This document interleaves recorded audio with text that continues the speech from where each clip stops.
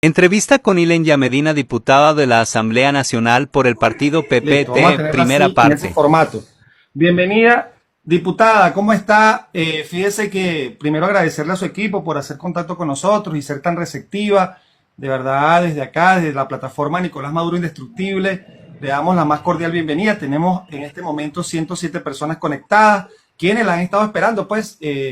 Sabemos que fue una entrevista que se coordinó a última hora, pero sin embargo usted me dice, Catherine, parte del equipo de producción de Nicolás Maduro Indestructible, que estaba ocupada, estaba allí en batalla como siempre, ¿no? Revolucionarios y revolucionarias en batalla. ¿Qué nos puede decir en el marco de este trabajo que usted está realizando con respecto a la campaña en la que nos encontramos para de nuevo asumir una Asamblea Nacional Revolucionaria este 25 de mayo? Diputada, adelante. Ya, mira, como responsable del Partido Patria para Todos, nosotros nos hemos venido preparando porque cada proceso electoral significa un desafío para la revolución. Y en ese orden, nosotros como integrantes del Gran Polo Patriótico, nos corresponde en el ejercicio de lo que establece la Constitución, pero también como deber de un partido de cuadros que tiene profundas raíces en el origen de este proceso, prepararnos con tiempo. Y nosotros iniciamos un debate dentro de la organización para tratar de interpretar el momento histórico que estaba viviendo Venezuela. Venezuela, desde el 99, tenemos un momento muy especial de profunda transformación, pero los enemigos de los pueblos soberanos, los enemigos de lo que significó Bolívar, levantar la espada de la libertad, los enemigos de Chávez, los enemigos del pueblo venezolano han intentado derrotar este proceso hermosísimo, como lo intentaron con Bolívar y no pudieron, tampoco van a poder con nosotros, pero parece que estar preparados en todas las circunstancias. Y el PPT inició un profundo debate para entender cuál era el momento histórico que vivió Venezuela. Nosotros venimos, ¿de dónde venimos? Venimos de luchas históricas, de Bolívar, también de la hechura del Caracazo, del 4F, pero también de una revolución extraordinaria de la mano del pueblo venezolano. Y a partir de allí vinieron las grandes conjuras imperialistas, pero además un agregado tenebroso que es la complicidad de los factores de la derecha, que no solo son opositores, es mucho más que eso, o es peor que eso, porque oponerse a otro es natural, es normal. Lo que no es válido y tenemos que cuestionarlo y actuar en consecuencia es aquellos que han cometido delitos de alta traición a la patria. El bloqueo, los intentos de magnicidio, dejar a nuestro pueblo sin alimento, sin futuro, todo lo que ellos confabularon. Pero producto de toda esta situación y la capacidad de resistencia de nuestro pueblo, de la valentía del presidente Nicolás Maduro Moros, que ustedes lo consideran, le tienen un lema, Nicolás Maduro indestructible, así entiendo, cosa que es un término que le queda perfecto, indestructible, como indestructible es Venezuela, como indestructible es su pueblo, como indestructible es el proyecto bolivariano. Bueno, nosotros consideramos que ¿cuál era el elemento que marcaba este instante? La migración. La migración no solamente por la migración en sí misma, porque fue, como todos sabemos, inducida, engañada, sacar de Venezuela a los mejores, llevárselo a pesar de que tenían vivienda, que tenían trabajo, que tenían carreras universitarias. La migración venezolana es una de las más calificadas del mundo. Convertirlos en unos seres que no tenían lugar, no se sentían bien en ninguna parte. Y luego se fueron del país. Se fueron del país, pero resulta que en este momento esos mismos migrantes que se fueron inducidos y engañados están regresando por sus propios medios, un sector muy pequeño, otros con el programa y misión Vuelta a la Patria, y otro factor, con mucho dolor lo decimos, deportados, convertidos tratan de convertirlos en nadie, en basura, desmotivados, humillados, y todo eso ha conducido, esa situación compleja ha conducido a una situación interesantísima en el mundo y en Venezuela. Primero, todos sabemos que migrar es un derecho, sin embargo fueron engañados. En segundo lugar, no puede ningún país en el mundo intentar agredir a los migrantes como ha agredido a nuestra gente, cosa que impensable siendo Venezuela un país de alojamiento permanente, que recibía a los migrantes en el mundo con los brazos abiertos, entregaba lo que no tenía para que se sintieran en casa. Eso lo hemos vivido nosotros y se iban además desconociendo la patria, ese esfuerzo colectivo de la significación de ese sentimiento, de ese proyecto. Se iban desconociendo la patria y desconociendo al presidente que el pueblo eligió. Creían que, o así lo consideraban en ese momento de engaño, ¿sí? Huían de Venezuela. Y resulta que es un hecho importantísimo, compañero Jan, decirlo. Esto que vive Venezuela es único en la historia de la humanidad. Una vez más, Venezuela marca la ruta. Se fueron de Venezuela porque sentían que no tenían futuro, cómo vivir, no saben por qué razón, pero tenían todos los elementos necesarios, y desconociendo a nuestro presidente. Y resulta que los migrantes, cuando deben salir de un país, se procura que no regresen al lugar de origen, porque se supone que pueden correr peligro, tanto en el ámbito económico como en lo político. Y son ellos los que o vuelven por sí mismos o piden ayuda al gobierno nacional, y por ahí es que con esa solicitud que el presidente acepta crear el plan Vuelta a la Patria, sacar dinero donde no teníamos para garantizar ese respaldo, y luego está este crimen que están cometiendo en tiempo abierto, en tiempo real, en conocimiento del mundo entero.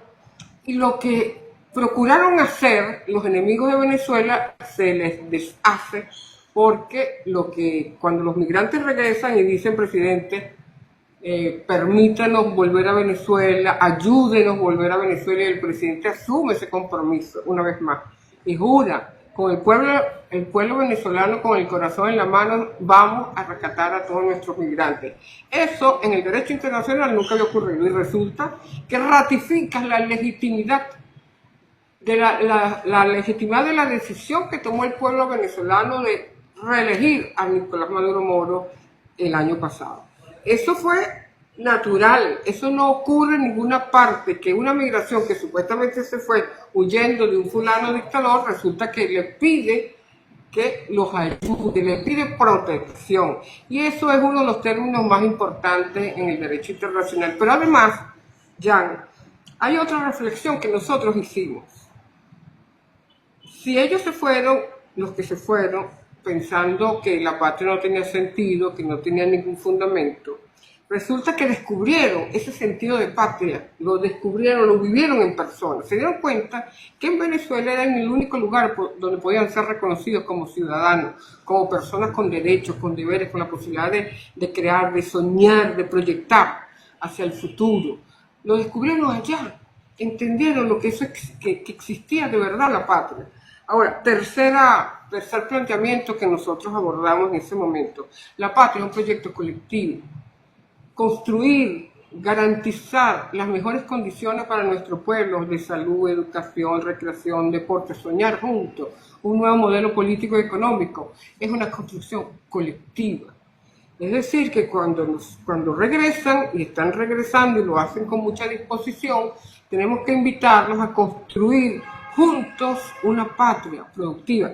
Nosotros diseñamos un lema, Patria para Todos siempre procura a partir del debate definir cuál es la política electoral, la perspectiva ideológica que vamos a atender para justamente procurar el respaldo popular. Y entendimos que era este lema, ahora sí, juntos por una patria productiva.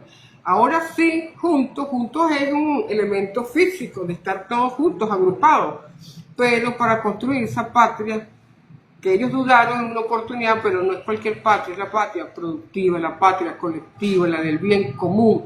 No solamente una responsabilidad de los gobiernos nacionales, regionales o municipales, que deben, de acuerdo a la Constitución, garantizar condiciones y ejercer justicia, etcétera, todo lo que sabemos, pero es un desarrollo, es una obra colectiva, inacabable, y todos tenemos espacio, tanto los chavistas como los no chavistas. Lo que está negado es la violencia, lo que está negado es tratar unos de impedir que soñemos, que podamos seguir construyendo y dejemos a las generaciones presentes, a los niños y a las generaciones futuras, a los que están por nacer, la patria que todos soñamos. Y por eso nosotros elaboramos, a partir de ese lema, ahora sí, juntos por una patria productiva, elaboramos una pieza de campaña para darle espacio, para construir, muy hermosa, yo no sé si tú la tienes ya, que es muy, muy hermosa de verdad, porque consideramos que tenemos que recibirlos con mucha alegría y que ellos sientan que efectivamente ese hallazgo espiritual que encontraron en el camino, atravesando el Darién, llegando a México, a Estados Unidos, encontraron que lo que dejaron atrás era donde tenían que volver.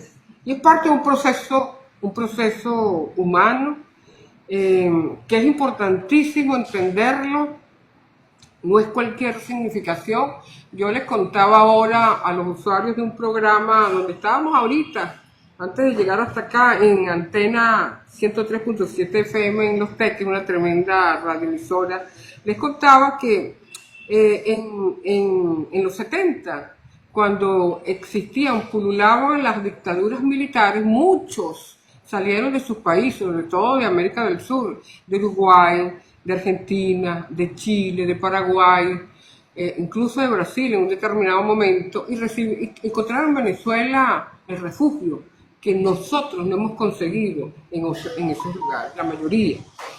Y aquí se hizo un debate ya, ojalá que podamos encontrar referentes. En la Universidad Central de Venezuela se hizo un debate hermosísimo, un congreso sobre la diáspora de estos países. Y vino Benedetti, Cortázar y tantos otros escritores latinoamericanos de renombre que estaban fuera de sus países y debatieron sobre el haber salido huyendo para resguardar sus vidas y cómo los recibían sus paisanos cuando llegaban. Y entre el debate, aquella confrontación, análisis de lo que eso significaba, los que se fueron y los que se quedaron enfrentando situaciones difíciles, ¿qué quedaba? Y entre ellos Benedetti dijo algo que yo estaba allí en ese congreso como estudiante, comenzando en la Universidad Central, mi escuela, en estudios internacionales. Él dijo una frase que me marcó y por eso tal vez nos permite a nosotros en conjunto, en el Secretariado Nacional, entender que era necesario interpretar el momento que vivía Venezuela en ese instante. Benedetti dijo, nuestro querido Benedetti, uruguayo, poeta, escritor, él dijo, cuando regresemos tenemos que volver con las maletas llenas de nuestra creatividad, de lo que hemos vivido, no podemos regresar con las maletas llenas de lágrimas. Eso me impresionó, yo era una muchachita, pues, comenzando la universidad, y el análisis de lo que ellos vivieron, y cómo regresaron, cómo se insertaron nuevamente en su sociedad, esa interpretación que ellos hacían, nos permitió a nosotros abrir ese debate en el secretariado, y entender que ese es el momento justo, y de hecho lo estamos viviendo.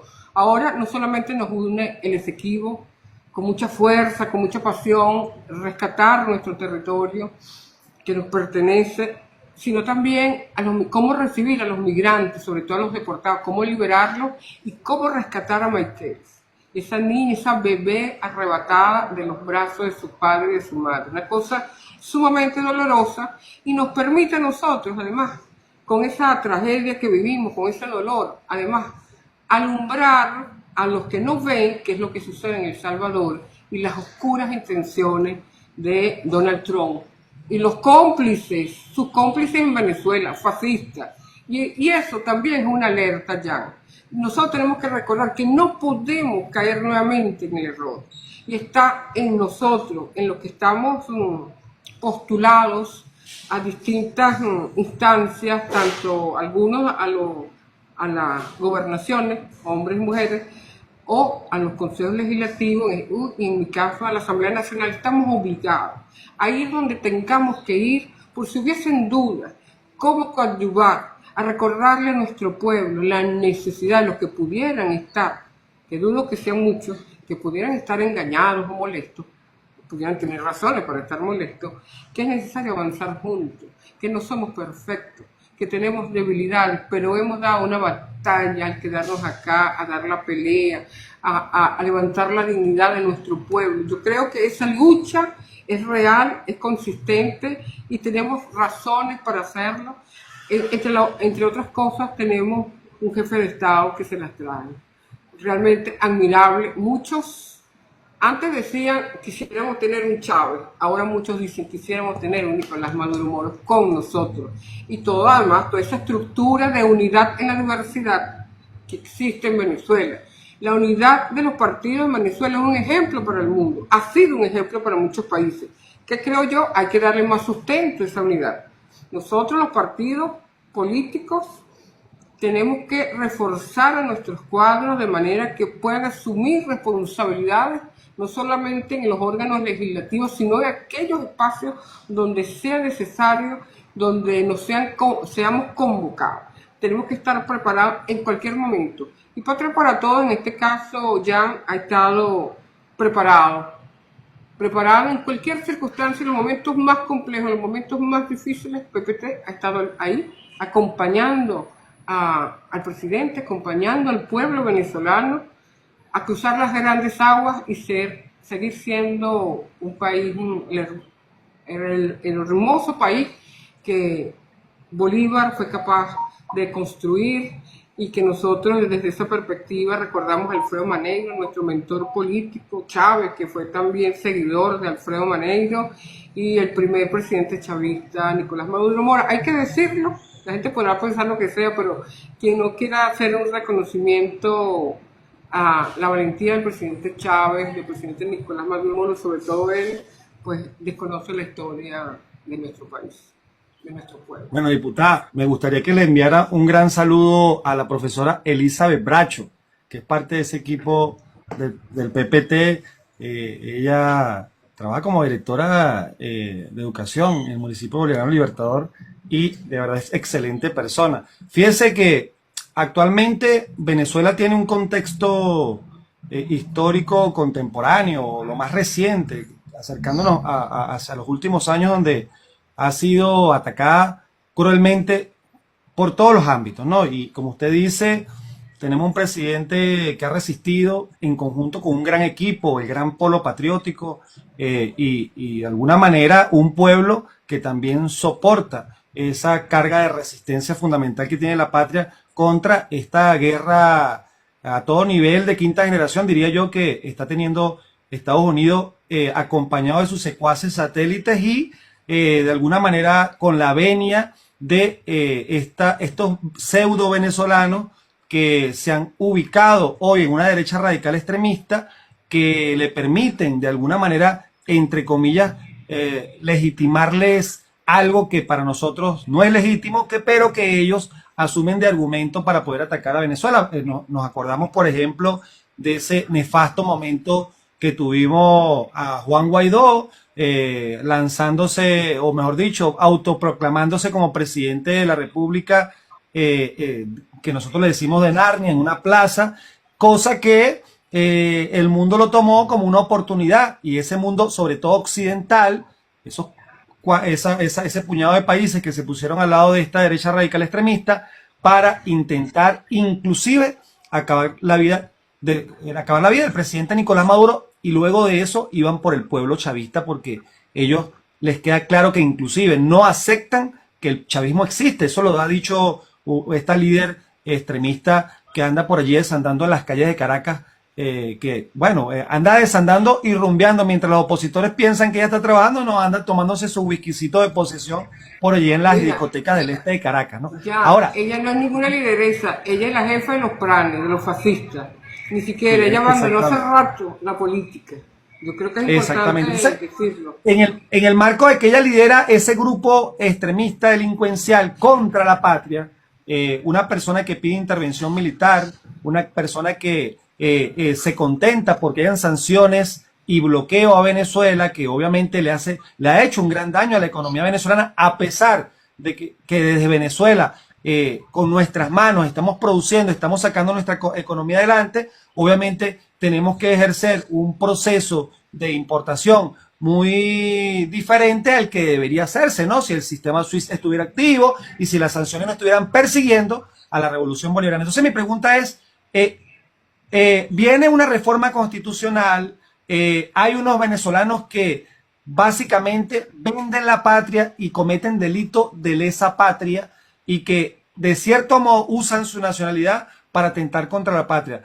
Por allí hay algunos de ellos que les ha hostigado el hecho de que nosotros los revolucionarios pidamos revisar inclusive la nacionalidad de estos pseudo venezolanos que de alguna manera pareciera que son más estadounidenses que venezolanos, porque dicho sea de paso, por allí hay uno que se llama Wilmer Azuaje, que ha dicho que si él llegara a estar en la alta política y le pusieran a firmar un documento donde, si fuera por él, convirtiera a Venezuela en la estrella 51 o en un estado asociado a los Estados Unidos, él lo haría. ¿Cuál es su opinión con respecto a esos venezolanos y esas venezolanas o pseudo venezolanos que lamentablemente están en una posición extremista, que cometen delitos de lesa patria? Bueno, gracias por la pregunta. En primer lugar, saludar a Elizabeth Bracho, una camarada del partido, además dirige el equipo de Caracas, ¿no? Miembro del secretariado. Un saludo a la camarada, gracias por estar allí. Mira, en relación a esa pregunta, nosotros ya en una oportunidad, en el 2017, ya, Patria para Todos y particularmente con el equipo de Caracas, nosotros hicimos en el marco de la constituyente, nosotros hicimos un estudio hicimos reuniones en las parroquias de Caracas, con José Bracho, Elizabeth, todo el grupo, ¿no? Hicimos una reunión extraordinaria para evaluar con la gente en las parroquias cuáles tendrían que ser los temas que pudieran ser, que pudieran modificarse, porque estábamos en la constituyente, y era una constituyente que podía permitirse, de acuerdo a la constitución, cambiar toda la constitución. No era una reforma, era una constituyente. Entonces, de allí surge, en el primer momento, cuando comenzamos a analizar todo el texto constitucional, de la gente surge la idea. ¿Por qué razón, si nosotros tenemos casi 40 artículos en relación a los derechos del pueblo venezolano que la Cuarta República nunca reconoció, por qué tenemos apenas 4 artículos? No porque desdeñáramos la creación de la constituyente que reconoció la deuda histórica de la Cuarta República contra el pueblo venezolano, garantizar sus derechos. Ese no era el cuestionamiento era por qué el desbalance. Porque eso tenemos que partir de ese momento. Porque las constituciones, como cualquier documento fundacional, son la expresión del momento histórico que vive el país. En el 99 veníamos de obtener el presidente Chávez una victoria contundente, incuestionable, a pesar que algunos intentaron desconocerla, fue imposible. Y el primer proyecto, la primera oferta que hizo el presidente Chávez, y lo cumplió inmediatamente, fue una constituyente, refundar el Estado. Y solamente se puede hacer a través de una constituyente, y hubo todo un procedimiento y se inició el debate. ¿Qué sucede con eso? Que en ese momento se fue elaborando una constitución para atender las necesidades conocidas, históricas del momento, porque siempre hay una relación política y jurídica y se va construyendo. ¿Por qué a nadie se le ocurrió incluir en la Constitución el delito de lesa patria? Pero sí se incluyó el delito de lesa humanidad. Explico. Desde esa perspectiva, que responde a situaciones históricas del momento, el Estado venezolano en la Cuarta República había cometido crímenes de lesa humanidad. Nosotros podemos recordar unos cuantos históricos contra la guerrilla, contra jóvenes estudiantes. Había cometido delitos de lesa humanidad y la Comisión Interamericana de Derechos Humanos, la OEA, la ONU y la Comisión de Derechos Humanos de Naciones Unidas, que son dos instituciones distintas, no dijo esta boca mía, ni pío. Y tampoco los responsables de esas matanzas fueron juzgados, no los llevaron siquiera, nada, no pasó nada. Simplemente las víctimas quedaron allí como historia, como parte de una historia, como parte de una deuda. Y la constituyente correctamente se incluyó el delito de lesa humanidad, es decir, los delitos que pudiera cometer algún funcionario público o como una política pública, como fiera, como si se daba en la Cuarta República, donde dispara primero y pregunta después, ese lema vergonzoso que a nadie se le ocurriría utilizarlo, excepto a Bukele. Esta es otra cosa, es un fenómeno extraño. Pero para nosotros no. Entonces, en ese momento la deuda estaba sobre el Estado venezolano de la Cuarta República y había que salvaguardar y crear una salvaguardia para impedir que se repitiera. Pero el delito de lesa patria, ¿por qué no se incluyó?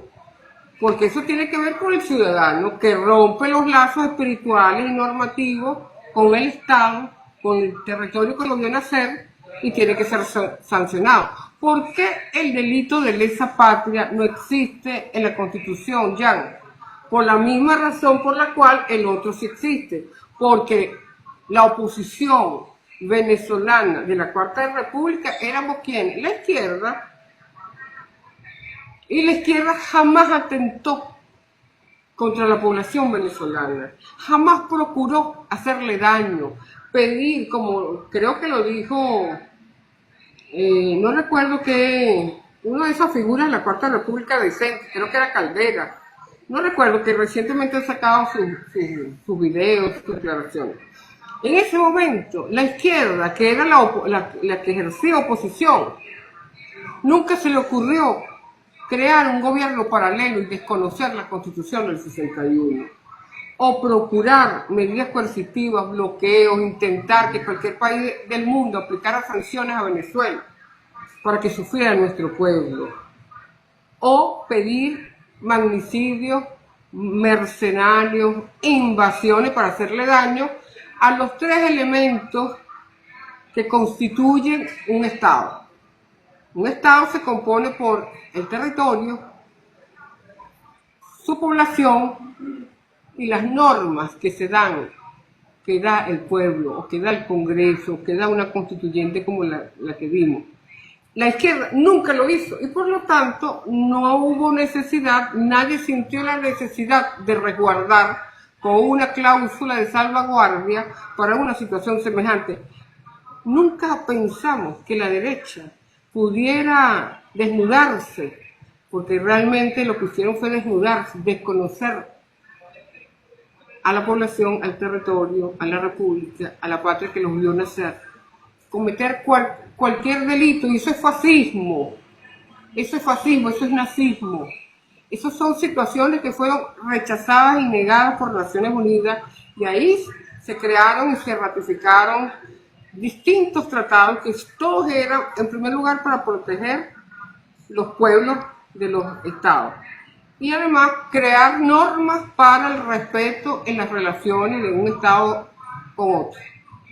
Eso se llama fascismo, eso fue condenado a partir del 1945.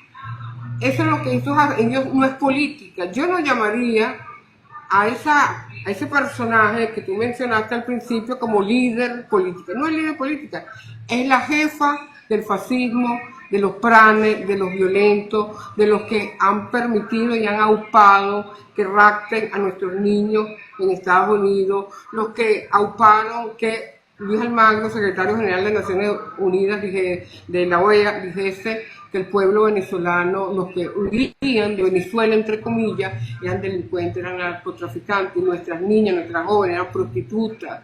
Convertir a nuestro pueblo, a los migrantes venezolanos que salían como unos delincuentes. El Grupo de Lima, luego de engañar a nuestra gente, vénganse a nuestros países, no traigan nada, ningún documento, no lo necesitamos, pueden entrar, los convocaron, los llamaron y cuando llegaron los convirtieron en unos parias perseguidos. Todavía son perseguidos en Chile, en Perú, en Ecuador. Colombia ha cambiado porque está Petro con otra visión, pero en Estados Unidos, en El Salvador, ¿a quién le debemos eso? Nunca pensamos que pudieran nacer en la tierra sagrada Bolívar gente con esa visión diabólica, malévola. Y eso no es política, la política es la construcción de posturas entre todos, visiones distintas donde todos participan por el bien de la República, por el bien de la patria, por el bien del pueblo. Esto no tiene nada que ver sino con una visión de poder, de dominación, de esclavizar. Entonces, por esa razón no está, pero evidentemente no está en la Constitución del 99, pero la reforma sí debe contemplarla porque ya vivimos y las constituciones tienen que tener normas que recojan las experiencias y puedan además evitar que se ocurran situaciones semejantes, que vuelvan a repetirse.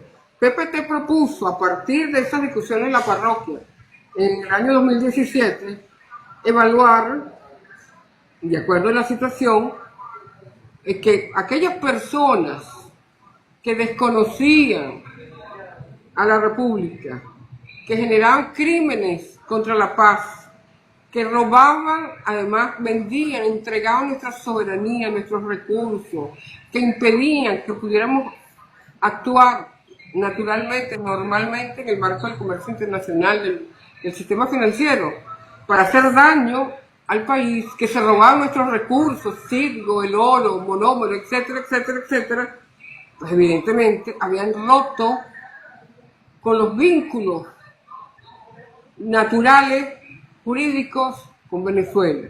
¿Qué es actuación? Voluntaria, porque nadie le puso una pistola en la cabeza para que lo hicieran, significa una renuncia voluntaria a la nacionalidad venezolana, porque habían roto sus vínculos con el país. Y de acuerdo al derecho internacional, a la apatridia, hay dos tratados en el tema de la apatridia, señala que los ciudadanos en el mundo todos deben tener la protección de un país, del país de origen. Pero se admitía que aquellos personajes, aquellos ciudadanos que colocaran en riesgo la seguridad de toda una nación podían quedarse sin nacionalidad, porque lo habían hecho de motu propio, nadie los estaba obligando. Ellos rompieron las relaciones de la relación, primero porque es una relación emocional, espiritual, amorosa, y luego una normativa. Tienen derechos y deberes, y en esos deberes está proteger a Venezuela, proteger su paz, su integridad, su historia, su cultura. Son deberes.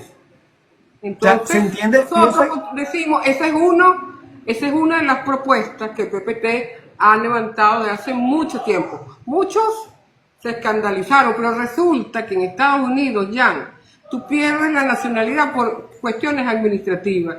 Si la ley te dice que no puedes salir, no te puedes ausentar del país 5 años y te aumentaste 5 años y un día, pues estás fuera.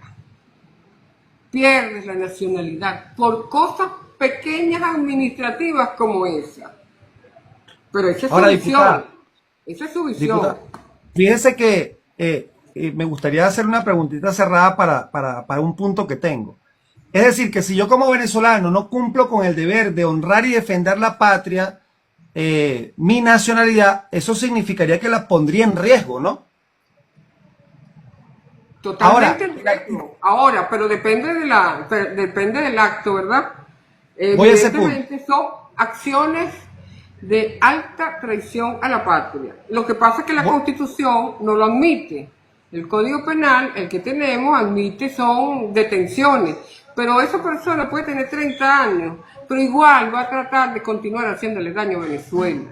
Y nosotros tenemos que prepararnos para proteger al país, porque ya sucedió.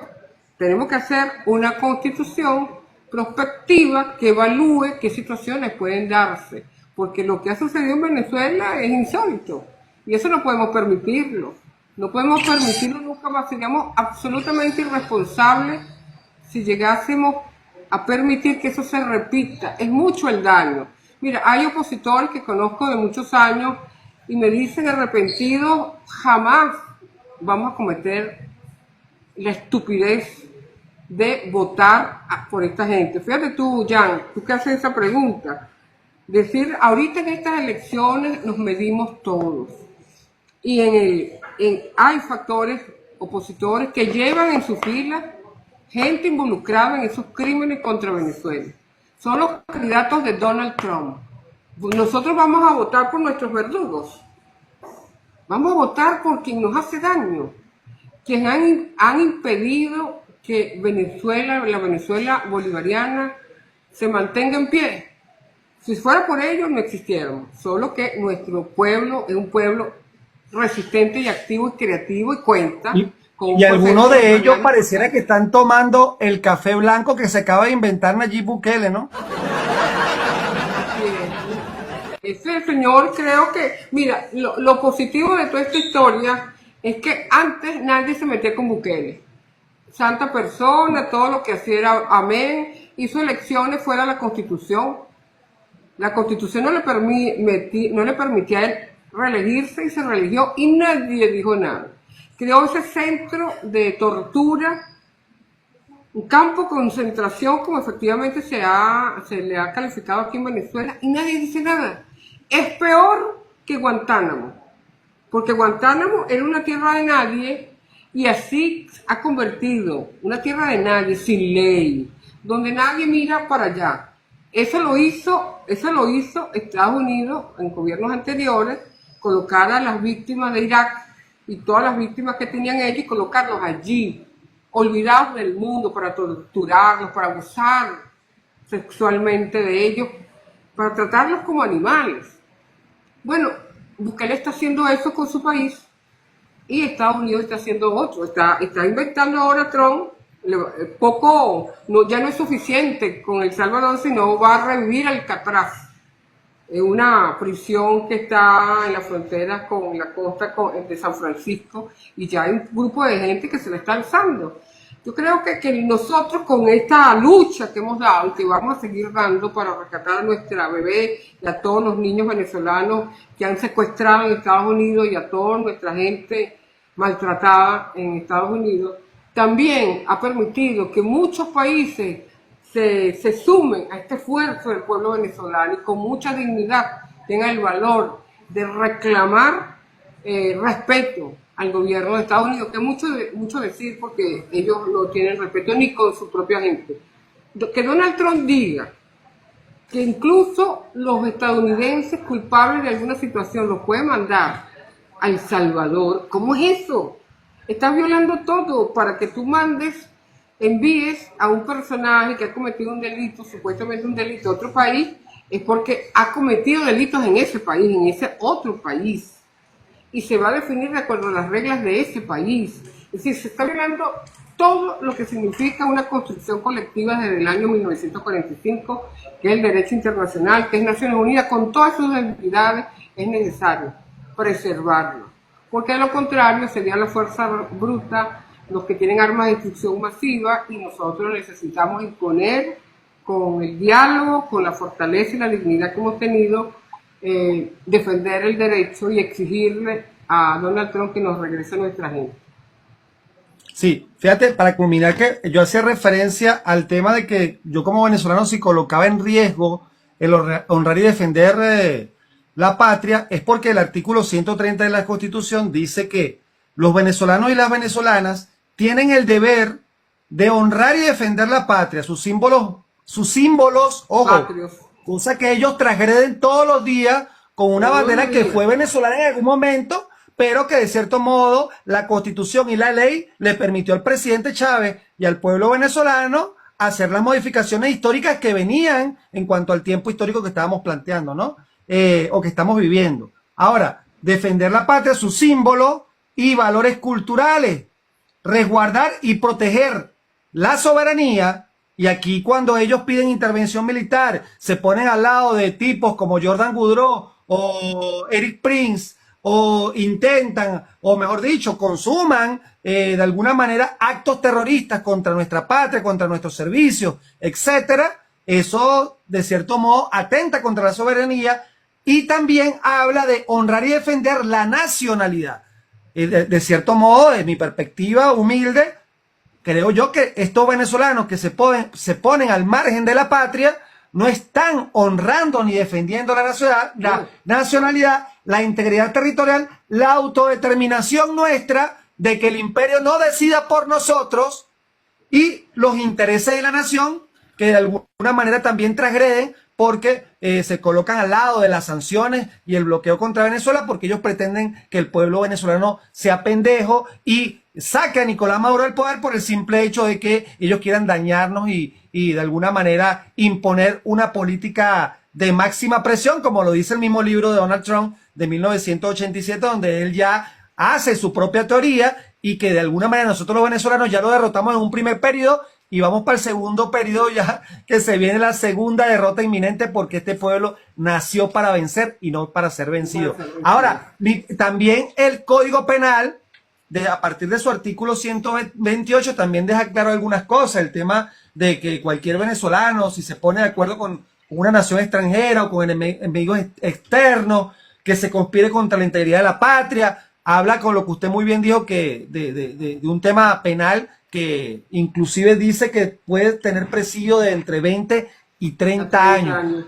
Ahora, a nivel constitucional sería fabuloso y me sumo a ello y sé que la mayoría del pueblo venezolano en el marco del contexto político, geopolítico, histórico que estamos viviendo, es necesario que nuestra constitución se actualice porque, vuelvo e insisto, no podemos seguir permitiendo que este grupete de fascistas, de extremistas, intente atentar contra la paz y la estabilidad que todos juntos hemos logrado. Y fíjense que ustedes, desde la Asamblea Nacional, en esta gestión actual que todavía existe, han hecho bastante, ¿no? Y es que nos han traído la ley Libertador Simón Bolívar, la ley de extinción de dominio, y ya la Asamblea Nacional tiene dentro de su gestión un haber importante relacionado con la cantidad de leyes que se han aprobado en el marco de proteger la economía, proteger el ámbito social, el ámbito político y, en fin, la patria como tal.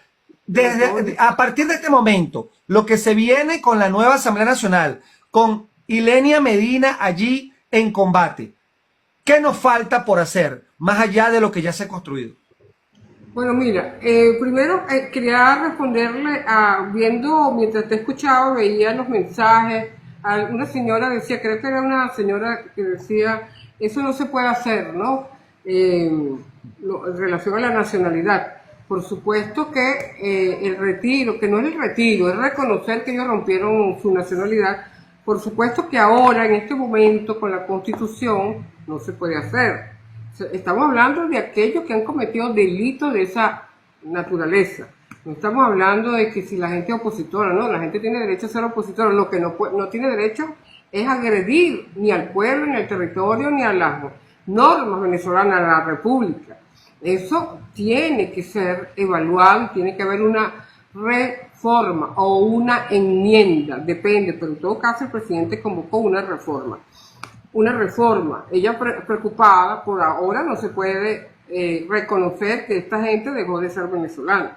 Es un trabajo de ellos, no nuestro. No somos nosotros los que inventamos eso. Ellos voluntariamente lo hicieron y siguen haciéndolo. Por supuesto tiene que haber una reforma constitucional, ahí no hay duda. En segundo lugar, en relación a la pregunta que tú hacías, ¿qué vamos a hacer? Mira, ahí hay otras propuestas, ¿no? Adecuar a la situación que vive el mundo, y Venezuela siempre está en vanguardia, el Código Penal, el Código Civil y el Código Mercantil, porque la sociedad va cambiando.